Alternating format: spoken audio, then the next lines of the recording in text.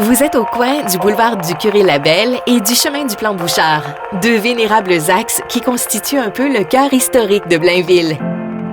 C'est au tout début du 19e siècle que la route menant vers le nord et traversant ce qui allait devenir Blainville apparaît sur les cartes. Elle sert alors à relier le centre villageois de Saint-Janvier à celui de Sainte-Thérèse.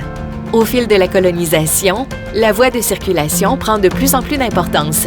Le nom du Curé-Labelle, célèbre apôtre de la colonisation du Nord, n'est pas étranger à ce phénomène. C'est d'ailleurs la route qu'il emprunte avec son convoi de 80 voitures lors de l'hiver particulièrement rigoureux de 1872. Parti de Saint-Jérôme, le convoi chargé de bois avait pour mission de secourir les Montréalais aux prises avec une pénurie de bois de chauffage.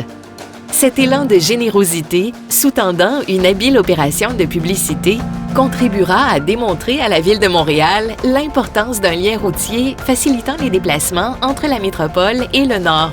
Cela contribuera à la construction de la voie ferrée quelques années plus tard.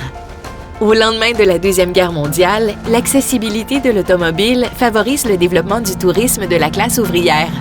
Les Laurentides deviennent alors une destination prisée et la route 11, aujourd'hui connue sous le nom de boulevard du Curé-Labelle, est la principale voie de pénétration vers cette contrée de villégiature. La densification progressive de la circulation tout au long de la première moitié du 20e siècle rend la route passablement dangereuse. Nombreux sont les accidents qui surviennent sur ce chemin qui compte alors 3 voies. En août 1959, la mise en service de la portion de l'autoroute 15 entre Sainte-Rose et Saint-Jérôme contribue à désengorger ce que les résidents appelaient à l'époque la Grande Ligne. Néanmoins, cette route demeure un axe important du réseau routier québécois.